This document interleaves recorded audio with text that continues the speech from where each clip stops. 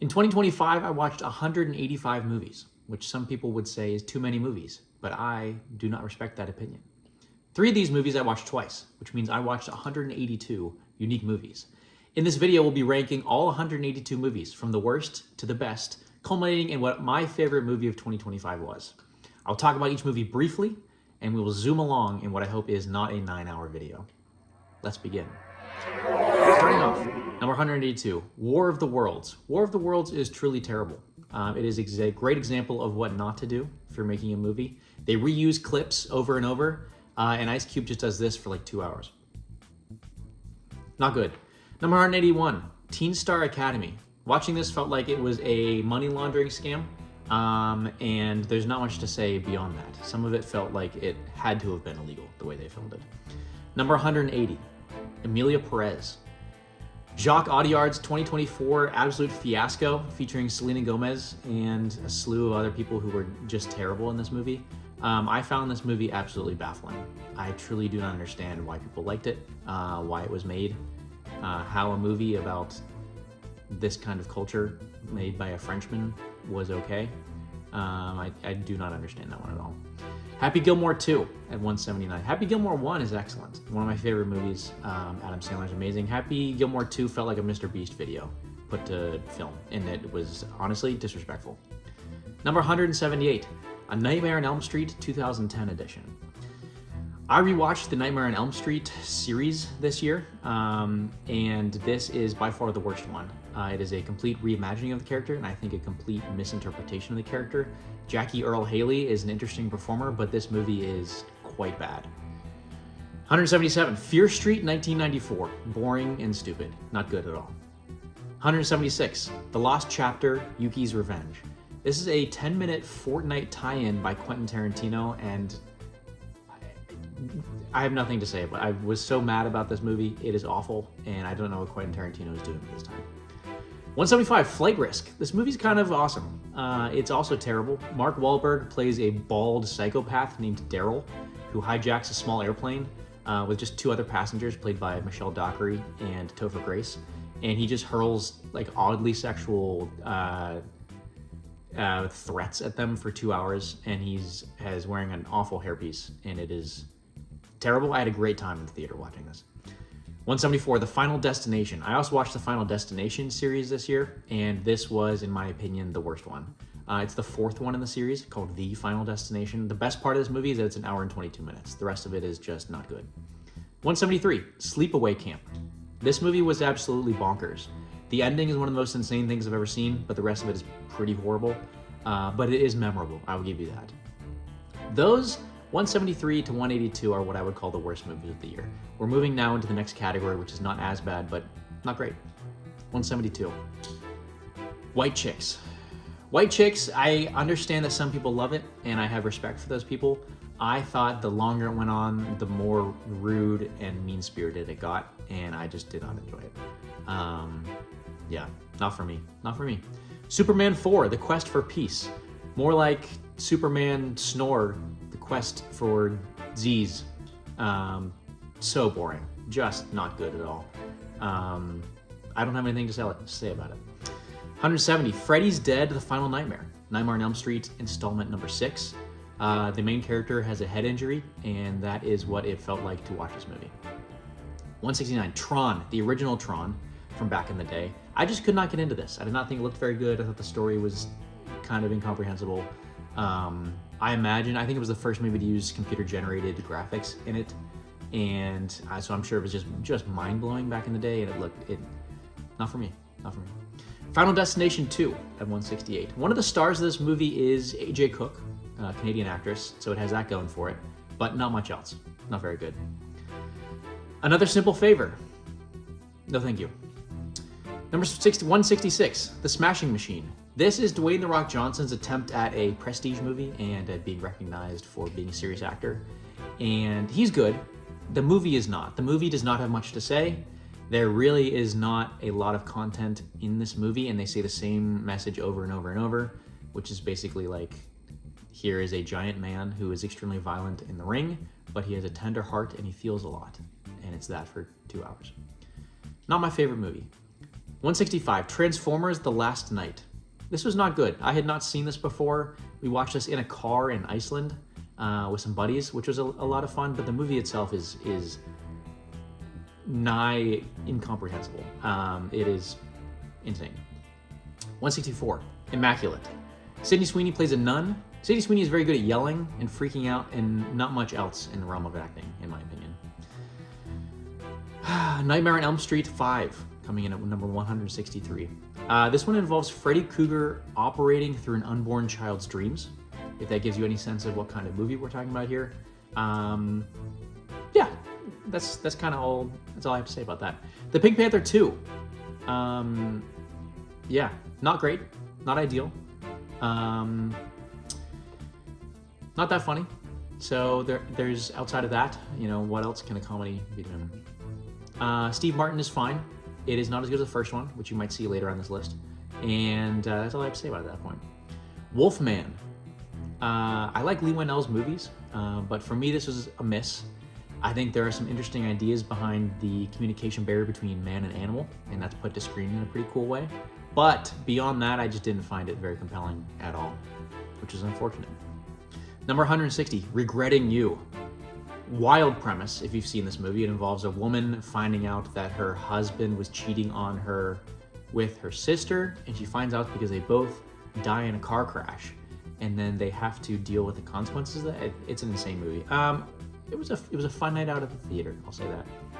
159, Fall. This is an interesting idea where it's a person who's trapped in a very high tower by themselves, and they have no cell reception, any way to contact anybody, no way to get down. And I like those kind of movies where it's one person in a weird situation, they have to figure things out. This one was fine. I've seen it done better, but you know what? I'll watch another one of these.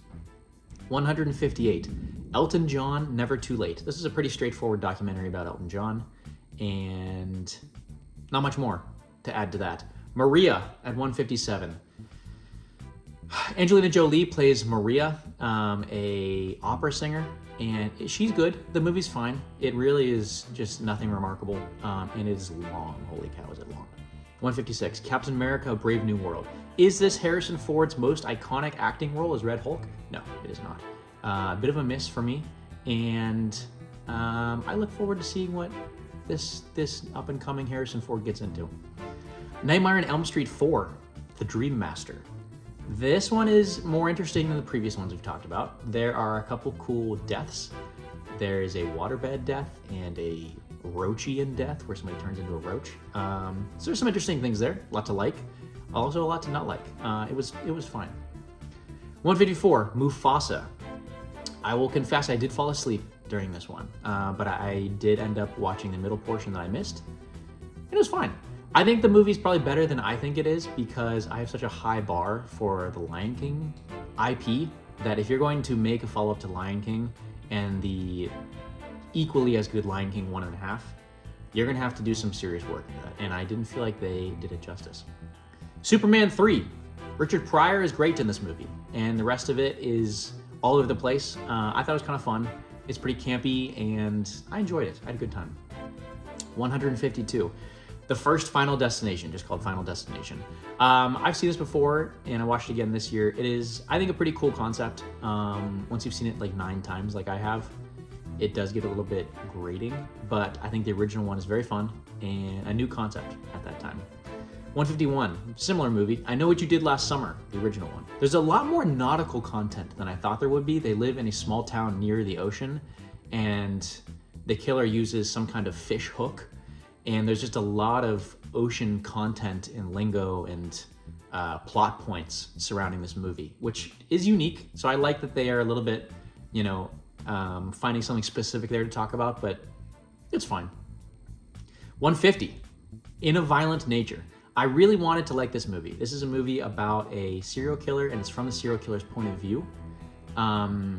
It just never made that leap to a better movie that I wanted it to. And so I found myself being a little disappointed leaving this. So I think I have it a little bit lower than I really should, but I had high expectations going in, so I felt a little bit disappointed. Free Solo, the documentary about the Free Solo rock climber. He's an insane person. He is truly an insane person. The documentary was fine, and I had so much pity so much empathy for his girlfriend. Crazy. Number 148, Unknown Number. This is a documentary, again, about a high school catfish, I believe is the subtitle. It's a very by the numbers documentary, but I was absolutely floored by the ending. So I would definitely, it's worth watching just for the last like 15 minutes. It is unbelievable. 147, Miss Congeniality. This is a fun one. Sandra Bullock is great. She's a treasure. Ashley and I had fun watching this together, and I would definitely recommend to anyone who likes rom-coms. 146, Jurassic World Rebirth. Listen, you throw some dinosaurs in a movie, I'm gonna enjoy it. But beyond that, the people in this movie suffer from what I like to call making a dumb decision at every possible point syndrome, and it's in full display here. They'd make just horrendous decisions. So I love the dinosaurs, but I think the human aspect weakens it a little bit. Jonathan Bailey's fun, and Scarlett Johansson, Mahershala Ali are in it, which is a good time. But I think we can do better, Hollywood. I think we can do better next time. A Nightmare on Elm Street 2. This one, oh man, the main character is so unintentionally funny. It is awesome. I had a blast watching it. It's not a good movie, but I had a lot of fun watching it. Tron Ares. I saw this on my birthday with some friends, and Jared Leto is being very Jared Leto in this, but I had a great time. Overall, it looks great, and it looks great. Yeah, that's what I have to say. Mission Impossible 2. I also rewatched the Mission Impossible series this year, and this is my least favorite entry in the franchise, but John Woo has so much flair and style and fun that it's hard not to get pulled in and swept away by the action set pieces in this movie. Tom Cruise is great. He's got the long hair, and they're doing some crazy stuff in this movie, so I enjoy it. And 142, Sonic the Hedgehog. I like this movie. 141, Ted 2. It's pretty funny. I like Seth MacFarlane's brand of humor, so I think this one worked on me. It's not Casablanca, but I enjoyed it. 140, Father of the Bride. This is a good one. It's sweet, and it's fun, and it's innocent, and I enjoyed this as a throw it on little rom-com action. 139, Footloose. I watched this after we saw the stage production of my sister-in-law's high school play, which was riveting. Better than the movie, I would say. Let's talk about the stage play. Juliana Bufana was great. I thought she killed it every second she was on the stage, just chewing the scenery and killing it, and couldn't look away. The movie's fine. Kevin Bacon, not as good as Juliana Bufana, but he's fine. 138, oh boy. Wicked for Good. Lot of feelings about this movie. My wife loves Wicked, so this was circled on our calendar for the entire year, and I don't think they do anything to help the second act of the play. There are some issues in the second act of the play that are still prevalent in the movie, and they added some new songs which I didn't really think elevated it much at all. It does not defy gravity. Unfortunately, it succumbs to the power of gravity, which keeps it down to being a fine movie. It's okay. It's okay. 137. This is a 1878 movie. I don't know if you can even call it a movie. Some people call it the first bit of cinema. It was filmed using chronophotography. It's considered one of the first, actual things you could call a movie. And I don't even know if this counts, but I watched it, and we're just gonna say it's a masterpiece. The Cask of Amontillado, coming in at number 136. This is a dramatic reading and visualization of a short story by Edgar Allan Poe that we read in school. And I watched this, and I thought it was well done. Print the Legend, coming in at number 135. This is a 3D printing documentary, which I've really gotten into this year, and I thought the documentary was fun and educational and straight down the middle. Number 134, The Passage of Venus. This is a filming of the transit of Venus in December of 1874. It's really just a series of photographs, but this is what's considered the oldest movie out there, and it's like 6 seconds long. So I didn't really know how to rate this. It's going right dead smack in the middle. It was cool to watch. Final Destination 3, coming in at number 133 appropriately. This has a great poster. It has the roller coaster sequence in it, and beyond that, it's fine. It's pretty fine. Speaking of fine, The Ides of March. I wanted this to be better. It's got George Clooney, it's got Ryan Gosling. We can do better, gentlemen. I think we can do better than this. The Ides of March ended up being fine, and I expect more next time. Okay, let's talk about 1, The Mighty Ducks. I'd never seen this before. Ashley and I watched it in the airport, and I enjoyed myself. I thought it was a great time. And go Mighty Ducks. I'm sure there's a catchphrase in this movie that I'm not remembering, but the Flying V, something like that. Okay, 130, Fantastic Four, First Steps. Not my favorite Marvel movie, not my least favorite Marvel movie. It was fine. It sits right at 130. Right above that, coming in at 129, Final Destination 5. I kind of like this one. There's a bridge sequence that's pretty phenomenal. I think they mentioned Pittsburgh. It adds some cool mechanics to the franchise, which I enjoy. And yeah, more positive on this one than the other ones. It might have been my favorite of the series. The Pink Panther with Steve Martin, the original. This one's much better than the second one. This is a childhood favorite. Mbuga. We've watched this many a time, and I very much enjoy it. Bruce Almighty at 127. Playing God is tough. Jim Carrey gives it a go. He's quite funny, and I like this movie. It's a throw it on and just listen to Jim Carrey be absolutely nuts. Let's talk about 126. Ted. Better than the second one. Like I said, I'm a fan of Seth MacFarlane's brand of humor, so these just work on me. I'm in, and yeah. 125. Inside Out 2. I thought this was surprisingly good. I was pretty surprised by how much I liked it.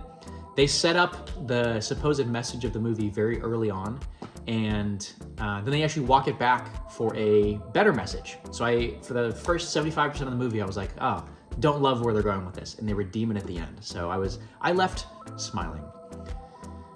124, Wes Craven's New Nightmare. This, I think, is better in concept than in execution. So the idea is that Freddy Krueger is a fictional character, and he haunts the cast and crew who are making a movie about him. And the director of this movie plays the director of that movie himself. So I'm in on that concept. It's fine. It's fine as an execution. But I mean, if you make a movie about a movie, I'm in. I'm sold. 123. Attack of the Clones. The Clones Attack. It looks terrible, but it rocks, and I really like it. 122. Little Women. Highly contentious movie. This movie is extremely well made. I find it's just so boring. It's obviously, I think Greta Gerwig is amazing, and I love all of her movies. Do I love this movie? I'm gonna have to take that back. I love all of her other movies. I like this movie. It's fine. Speaking of some controversy, House of Dynamite coming in at 121.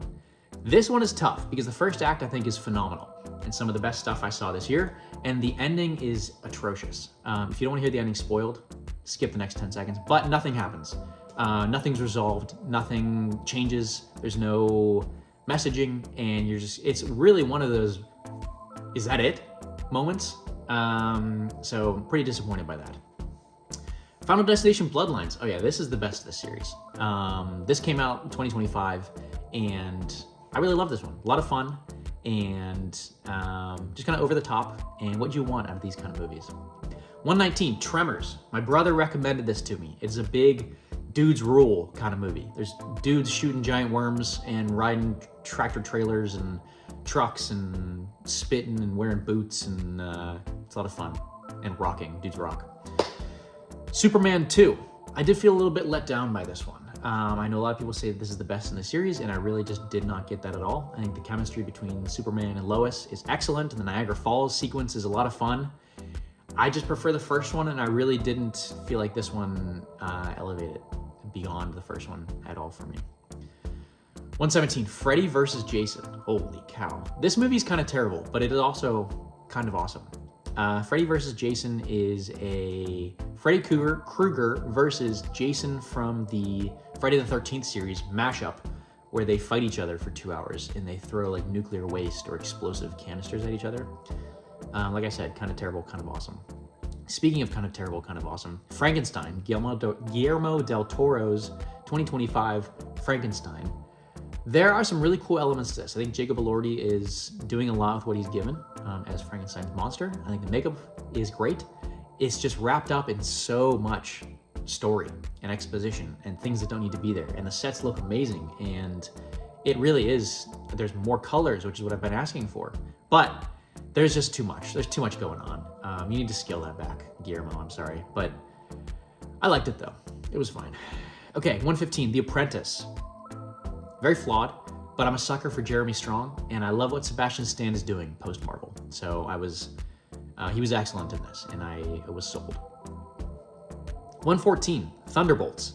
This is better than Fantastic Four. This was not a great MCU movie. This was a fine MCU movie, and hopefully a bit of a return to form for them. 113, How the Grinch Stole Christmas. Blast these Christmas songs. They're joyful and triumphant. Jim Carrey's great. 112, Mickey 17. This is a real mixed bag for me. I think Robert Pattinson is phenomenal. He's one of my favorites. I think it's really specific and confident, and it knows what it is about. But Mark Ruffalo is Mark Tuffalo to watch in this movie. It is a brutal performance in my mind. He's just doing like a dialed up version of Donald Trump that, I mean, people have been doing on SNL for 8 years. It's really just not very fun. Bit of a mixed bag. Number 111, Minecraft movie. Yeah, 14-year-old me would have been unbearable with this movie. It is all over the place, and it's fun. It is fun, and it doesn't feel like as much of a cash grab as some of these other things do. So for me, that's enough, and I enjoyed it. 110, Man of Steel. I remember back when this movie was first coming out and the movie trailer came out, and that hit like crack cocaine for a teenager. And I watched that over and over and over and over, and the movie's fine.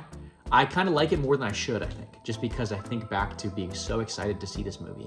And I think Henry Cavill's great as Superman, but I think the writing does a disservice to him. 109, The Phantom Menace. Now that's pod racing. This movie's good. I like it. As a Star Wars fan, I love it. Yeah, I like it. What more can be said? Yes Man, Jim Carrey again. This is one of my favorite of his. This is a very rewatchable movie for me because I love the concept of just saying yes to everything. I love the positivity and just the kind of the outlook that it has. And so I love watching this movie. Zooey Deschanel, she's great. 107, The Running Man. I'm rooting for Glenn Powell. And I thought this movie was fine, but I like the projects that he's attaching himself to. The ending is baffling. Makes no sense, and I thought was not good. It was cowardly, I'll be honest. The ending is cowardly, and that's all I'll say. 106, Ong Bak. Unbelievable action sequences in Ong Bak. Tony Jaa plays a martial artist, and he is doing some things on the screen that I couldn't even dream up. An unbelievable physical performance, and the movie itself is a lot of fun and leans like solely on his ability to do absolutely nuts stuff. 105, Spaceballs.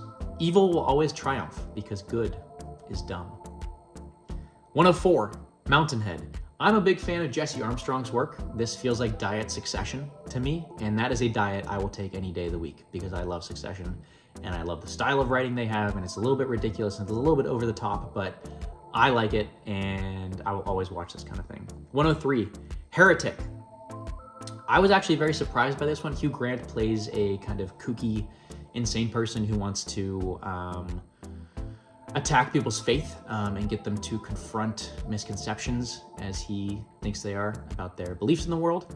And this was kind of fun. I was surprised by this. I had a lot of fun with this. It's pretty campy. 102, Scanners. I actually had a lot of fun with this one, and it has some great effects, and it has one of the best opening sequences of all time with the head exploding. A lot of fun with Scanners. I actually liked it way more than I did. The more I think about it, the more I like it. 101, Oblivion. Tom Cruise is the man. He is, I think, the reason to watch this movie, and it's an interesting one. It's got some twists. It's got a little Morgan Freeman action in there. I like this one. It's a good time. Wow, we've come to the top 100 already. Holy cow.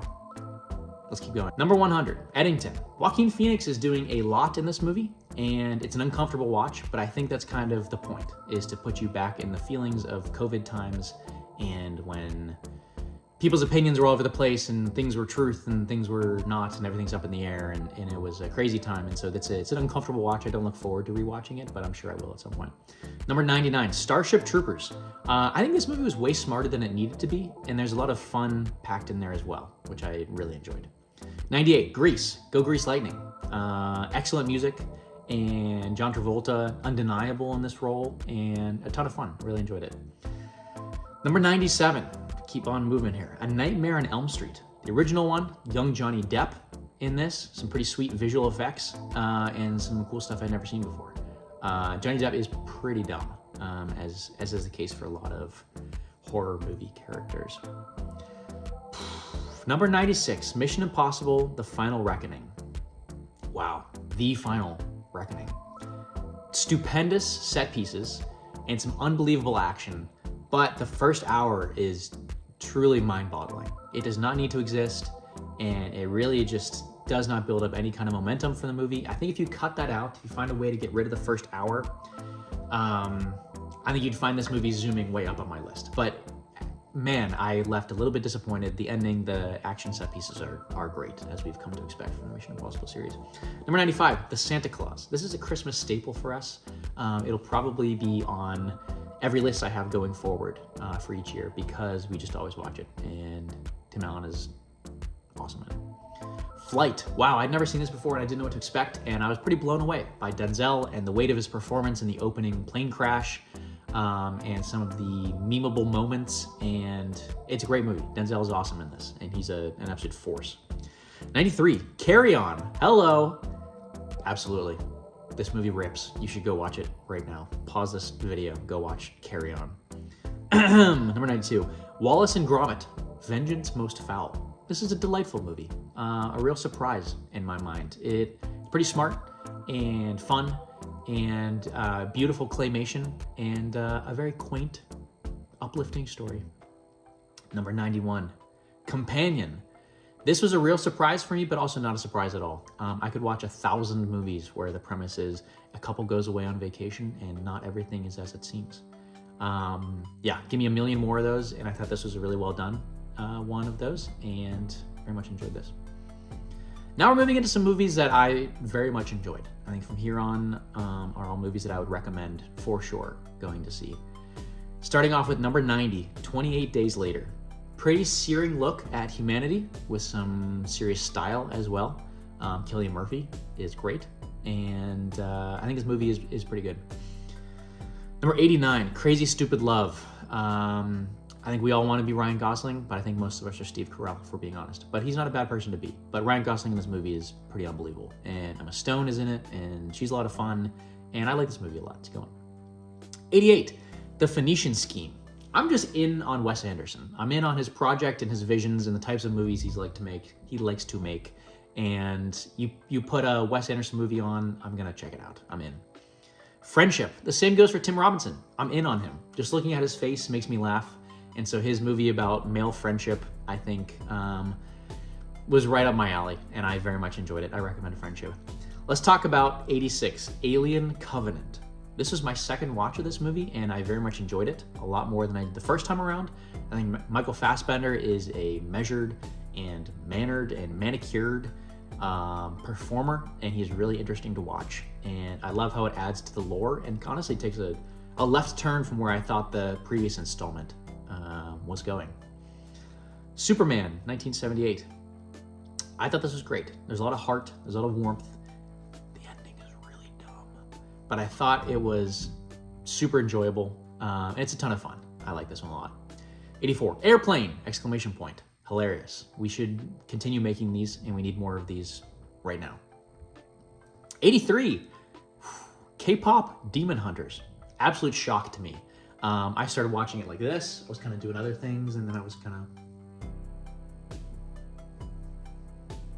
Loved it. It's great. Yeah, if I was a 14-year-old girl, I would be similar to the Minecraft movie, just unbearable about this movie. I would be obsessed with it, and I thought it was great, really engaging and fun. Now we have a stretch of comedies here that are all pretty similar to me, but these are the definitive ranking of the next four. Number 82, it's Step Brothers. I like this one. It's good. There are some other stronger ones in my mind. 81, The Other Guys. I love Will Ferrell's character in this. I don't know why, but it kills me with his straight-faced, white-collar, loser, nerd shtick that he's doing, and I wish he did more of this kind of character. The way he says things just kills me. 80, The Hangover. Man, Bradley Cooper's charm is just undeniable, and this movie really zips by, and it's really funny. There's no 2 minutes without a laugh or something ridiculous, and The Hangover is great. There's a reason it made like $6 bazillion. 79, my favorite of these four is Anchorman. This is probably, in my mind, the best Will Ferrell performance. I think he's the anchor of the movie, but I think everything hangs on him, and he is just so funny in it. And there's so many quotable lines, and I love Anchorman. 78, A Complete Unknown, biopic about Bob Dylan. This was a great watch. I do think the actor outshines the film, as Timothée Chalamet is wont to do. And he becomes Bob Dylan, and I think it's a really great performance. I would definitely recommend. Incendies, I don't know how to pronounce this. Similar to the director, Denis Villeneuve's Incendie, perhaps. It's a tough watch, but it's a really well-made tough watch. It's really well done, and you find yourself wanting to watch an episode of a lighthearted show like Modern Family or The Good Place or something afterwards. It is a tough watch, but really well done movie. It takes place over many years, and it's just a heartbreaking story. 76, Warfare. Wow, really impressive movie from a former Navy SEAL, Ray Mendoza. It's about his experience in the Iraq War, and it's a different look, I think, than other contemporary war movies. It shows a lot more of the reliance on team members and placing your own life in people you don't even know, their hands. But I think it's a pretty jarring look at what soldiers go through in the contemporary world. 75, The Menu, awesome stuff. Ralph Fiennes, this is what we go to the movies for. I like The Menu a lot. It's just like simple, easy, like kind of thriller, horror, weird concept with some fun, over-the-top performances, and I love that. 74, Mission Impossible, the original. Some classic stuff right here. This is why we do it. Love Mission Impossible. 73, on the flip side of the coin, Mamma Mia. This is also why we do it. SOS from this movie is one of the top 10 songs of all time. Delightful watch, just so fun, and beautiful movie. A Nightmare on Elm Street 3, Dream Warriors. This one is great. It is scary and inventive and mean but fun, and overall it's why you watch these kinds of movies. It's a lot of fun. Home Alone 2, coming in at number 71. I'd never seen this before. It is very sweet. Macaulay Culkin is great. It is a little bit meaner than the first one. The traps are kind of rough, but it's still a very enjoyable watch, and there's a lot of heart, and I like Home Alone 2 a lot. It's great. Predator, Killer of Killers. Okay, I love the Predator universe. Anything from that, inject it in my veins right now. Bottle it up, I'll eat that up right now. So an animated anthology of Predators going throughout different areas in the world, different times. Come on. 69, Night at the Museum. Another childhood classic that I absolutely adore. This is really fun stuff and a lot of nostalgia for me. Okay, Mission Impossible, Dead Reckoning. This is the part one that was before the final reckoning. I think this is a stronger movie. I really enjoy the airport sequence. I enjoy the car chase. I think the ending is a bit of a hot mess, but hey, we can't be perfect. Fun movie. At number 67, we're getting into movies that I think are quite good. And from here on out, I think these are all extremely strong recommendations. 50-50. This is a touching film about male friendship, and I very much enjoyed it. Yeah. Joseph Gordon-Levitt and Seth Rogen, and male friendship. What can you do? 66, Mission Impossible 3. This is a bit messy, but it's dynamic, and Philip Seymour Hoffman is unbelievable as Owen Davian, and great villain, great Tom Cruise performance. Probably the most humanity you see in Ethan Hunt throughout the whole 8-film series, and it's a lot of fun. I really like that. 28 years later, not days, years. I think this one's better than the first one. There are portions that are shot on an iPhone, which is pretty interesting, and it looks great. The colors are in your face, and it is intense, and there's a middle segment to this movie that really just sings and is wonderful, and I've been listening to the soundtrack, and great movie. Number 64, I'm Still Here. This is a really, really solid movie. It is a devastating look at a Brazilian family and the political corruption that they face and the effects on their family throughout the years. It is a good movie. It couldn't get over the good, not great hump for me, but I think it's really well made. 63, Shaun of the Dead. A lot of fun with this one. It's not as good as Hot Fuzz, but I like Edgar Wright's movies, and this one is very strong, very funny. 62, A Different Man. Sebastian Stan had a great 2024, which is when this was released. He's a really intriguing star. I'm rooting for the guy. And A Different Man is a great performance, and he's very good. I would recommend.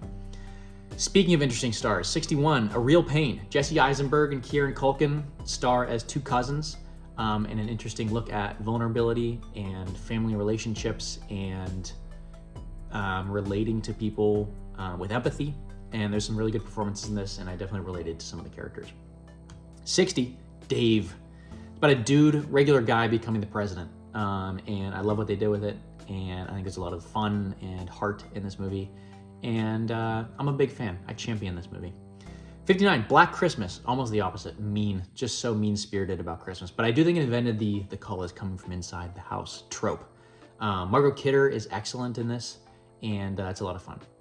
58, Black Bag. It's a bit of a return to form for Steven Soderbergh, and it's kind of like a classic, just people sitting around a dinner table talking movie. Very engaging movie. Oh boy. 57, holy cow.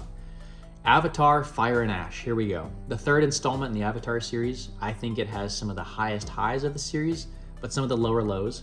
It does feel like a bit of a rehashing of part 2, but I will still watch every single one of these in theater, in IMAX, with my 3D glasses on, night 1. So you won't keep me away from that.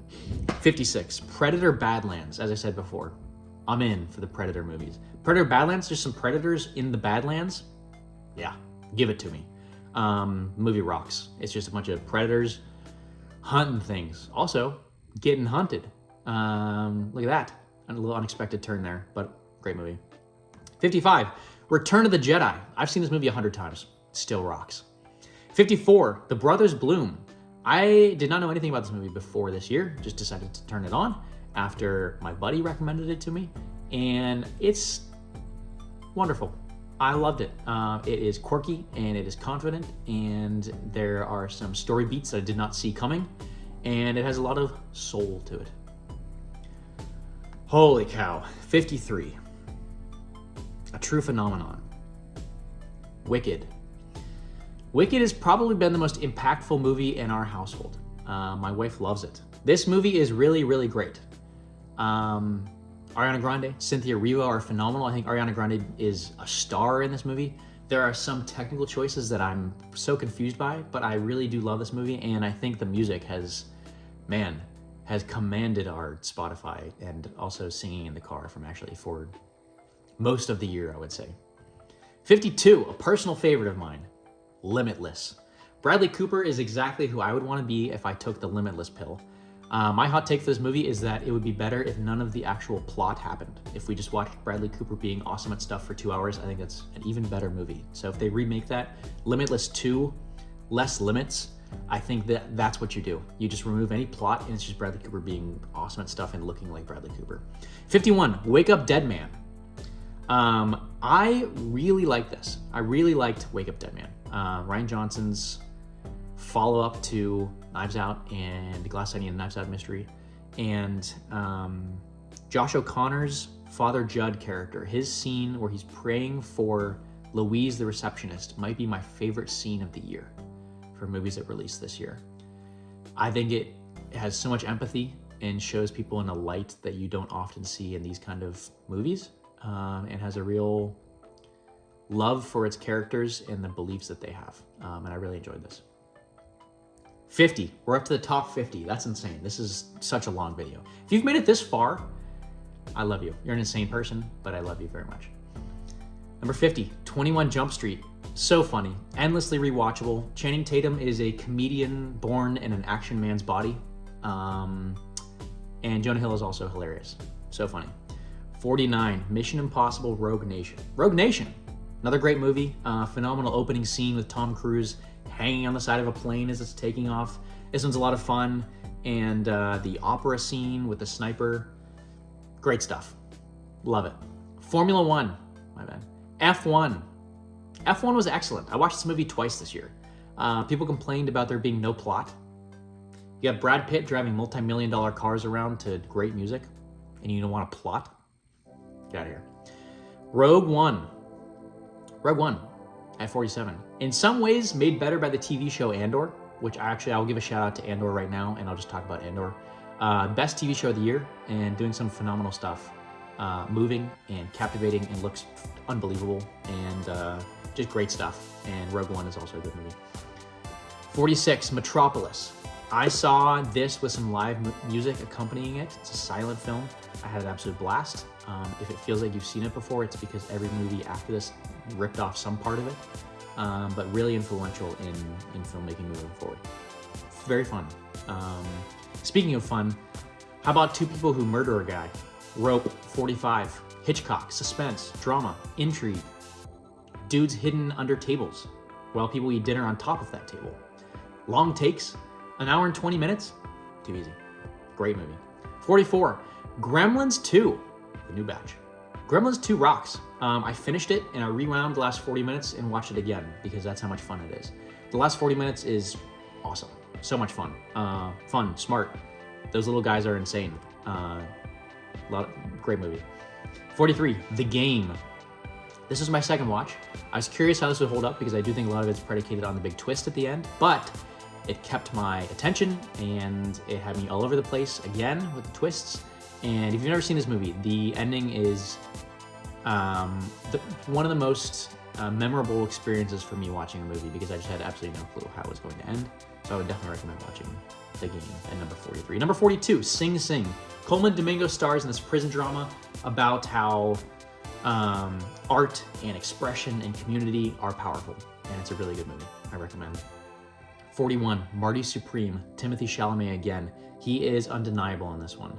He is charismatic and chaotic, and overall the movie's about being a young man in their late 20s. So there's definitely a lot of things that I grab onto in that movie as well. 40, The Naked Gun, 2025 release. Very funny. This is probably higher for me because I didn't know we could still do this in 2025 and we need more of these. So I want to spread the word, get the word out that we back up, that we making movies like this now. So definitely check out The Naked Gun. It's a lot of fun. 39, Rush Hour. Chris Tucker, Jackie Chan, like lightning in a bottle, and lightning can't strike twice, except for that it did, because Rush Hour 2 is also awesome. But Rush Hour is a great buddy cop movie with Jackie Chan and Chris Tucker, and they're both, well, one of them is fast talking, one of them is more slow talking. But they're hilarious, and this is a lot of fun. So funny.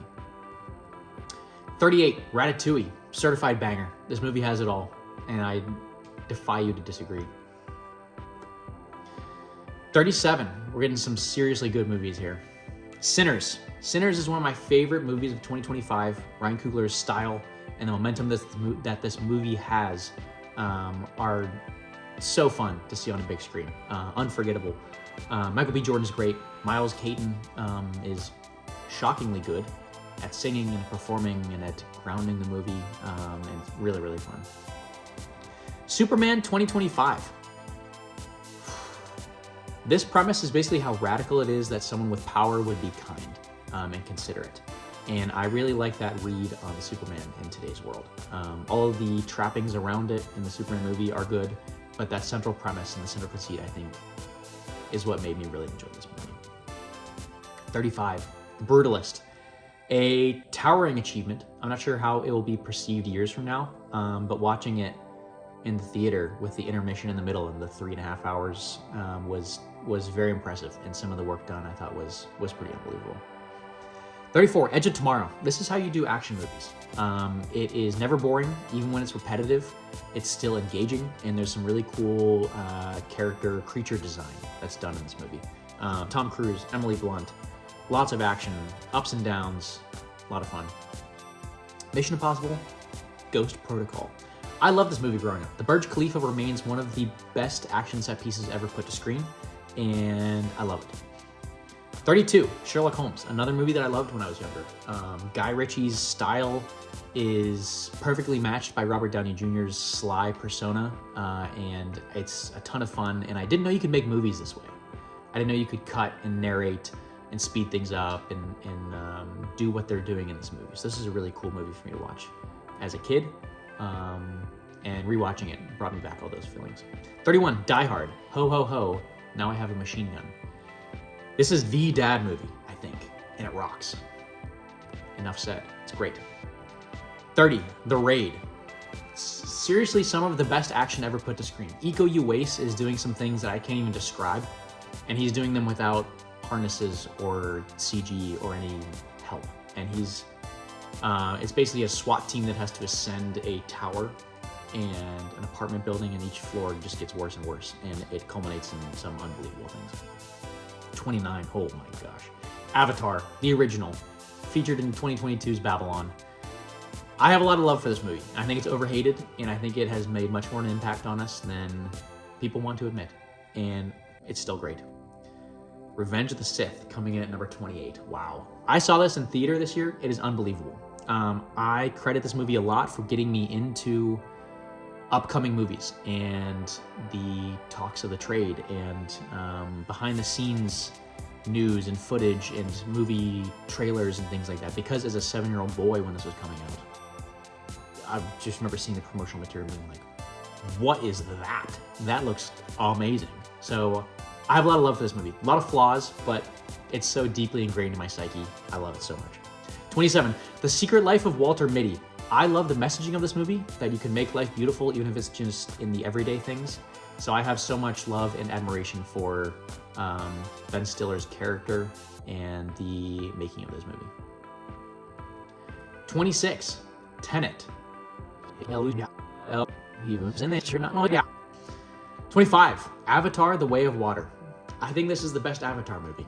I said it. I love the water parts, and I love the Avatar parts, and I love the way parts, and I think what they're putting onto the screen, it just is still nothing short of a miracle. It looks incredible. I have no idea how they pulled it off. James Cameron, never doubt him. Avatar: The Way of Water is great. 24, Amelie. Charming, delightful, sweet, stylish. It's great. 23, About Time. This is heartbreaking and heart-mending at the same time, and it is super unique and an unforgettable movie, and a lot about fatherhood, which is really cool. It is a great movie. Home Alone, the original. I had never sat down and watched this as an adult before this year, and it is just great.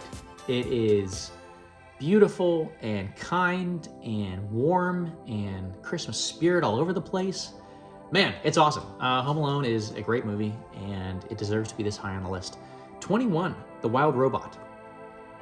Visually beautiful in the animation and in the tenor of the storytelling and in everything they do on the screen. I think this is just a wonderful movie, and I love the nature elements and the animals and what it's saying about the world and AI and everything that it has a comment on. I think Wild Robot is great.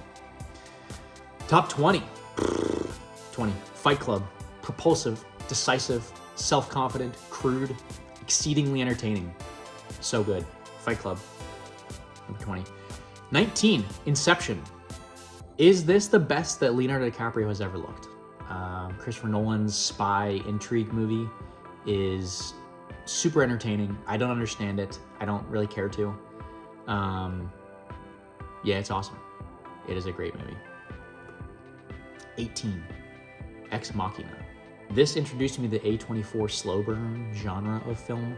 I think Oscar Isaac is great in this. Might be his best role.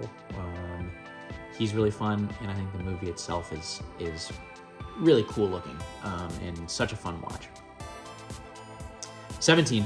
In the Mood for Love. Another just gorgeous film. Amazing soundtrack, love and loss, yearning but unfulfilled, longing. Tough stuff to put to screen, but Wong Kar-wai is the man for the job, and he does an excellent job on In the Mood for Love. Yeah, I mean, what more can be said about this movie that hasn't already been said by people much smarter than me? Number 16. Now we're getting into territory of movies that I would consider phenomenal. Great movies. My favorites of the year are 16 down to 1. So here we go. Number 16, Magnolia. Tom Cruise's best acting performance. Paul Thomas Anderson's follow-up to Boogie Nights and his view on the human condition and forgiveness and redemption and rebirth, and it is a towering achievement. Tom Cruise is great, and John C. Reilly, and all the other people in the movie, all the storylines that tie together, I think are really well done. 15, Weapons. Best horror movie of the year, best horror movie of recent memory. Zach Kreger is exceedingly talented, and Weapons is phenomenal, and I don't want to spoil anything of it, so I will just say it's great, and it is worth checking out. Number 14, Prometheus, one of my all-time favorites. I love the questions it asks. I love the lore that it expounds upon. I love the H.R. Geiger creature designs. I love everything about it, and it is such a fun watch, and I will continue to watch this over and over and over. Number 13, The Girl with the Dragon Tattoo. David Fincher makes a serialized detective story. Sign me the heck up. What more could you want? It's so good. Number 12, Memento. I think it might be. Is this one of the best feature film debuts? I just have one question. Memento. Number 11, Star Wars, the original, New Hope. I've seen this countless times, and I will see it countless times again in my life. It never gets old. It is so good and has inspired just so much afterwards. Ladies and gentlemen, we are down to the top 10. We're down to the top 10 movies of 2025. And without further ado, we'll keep buzzing through this. Number 10, Sorcerer. I had never heard of this before this year. It is a story about a group of men who meet in the jungle, and they are assigned a task that I will not spoil. But the last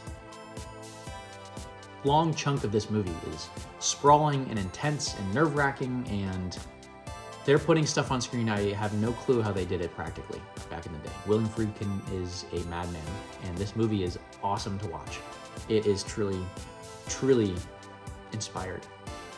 Number 9, the best movie of 2025, in my opinion. One battle after another. Leonardo DiCaprio proves why he's king of the hill right now, and he makes an absolute loser of a character, a joy to watch, and he's so funny, and Benicio del Toro is amazing, and this movie just knows what it is and knows what it wants to do, and it does all of it flawlessly. It is phenomenal. Number 8, Flow. Wow, no dialogue, no humans, just a cat and a capybara and some serious vibes. This movie is wonderful. It is beautiful, it is moving, and I think you'll be surprised by how much emotion a little cat can show. Love this movie. Number 7, Inglourious Basterds. Some stylish revisionist history with Brad Pitt, with Michael Fassbender, Mike Myers, Christoph Waltz. Really, really good.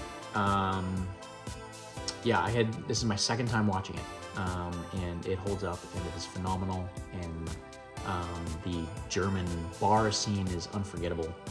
Really, really good stuff. Number 6, Mission Impossible Fallout. One of the best action movies of the 21st century. I think it's really unparalleled in terms of stunt coordination and what they're doing practically, and just every 5 minutes there's something thrilling going on. It is really well done, and I love this movie. Number 5, Interstellar. It just gets me every time. The scope and the visions of the heavens and the emotions, and maybe my favorite soundtrack ever? Maybe. I don't know. I'd have to think about that. But it's phenomenal. Excellent stuff. And Matthew McConaughey. No! He's great. And, oh man, Christopher Nolan. Done it again. Number 4, Whiplash. I think this was the first movie I saw that made me think I want to watch good movies. And I remember it being so impactful on me, and I was hooked. And I think it's basically perfect from beginning to end. It is like an hour 40, and there's no wasted scenes, no wasted dialogue. It is unbelievably well done. I think Damien Chazelle might be my favorite director working right now, and he just kills it. And Whiplash is one of my favorite movies of all time.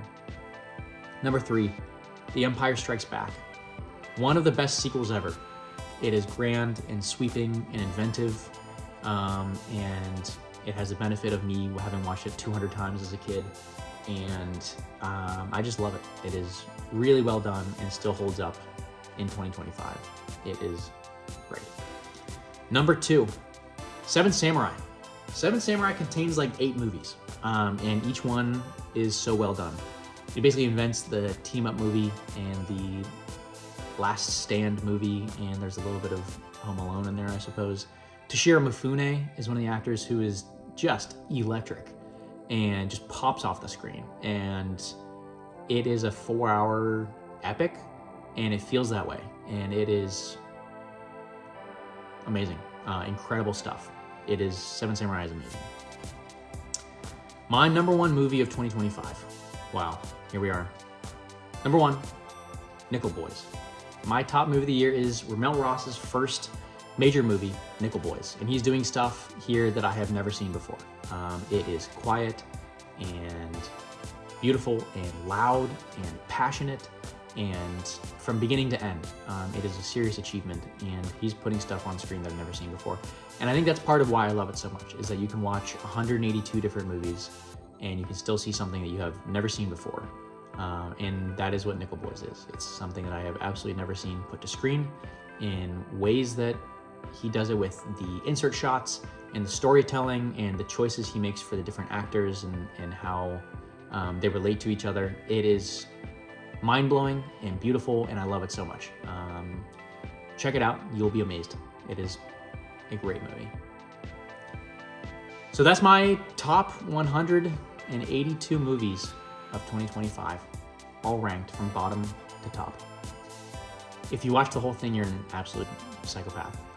But thank you so much. And I hope you check out one or 182 of these. Thank you.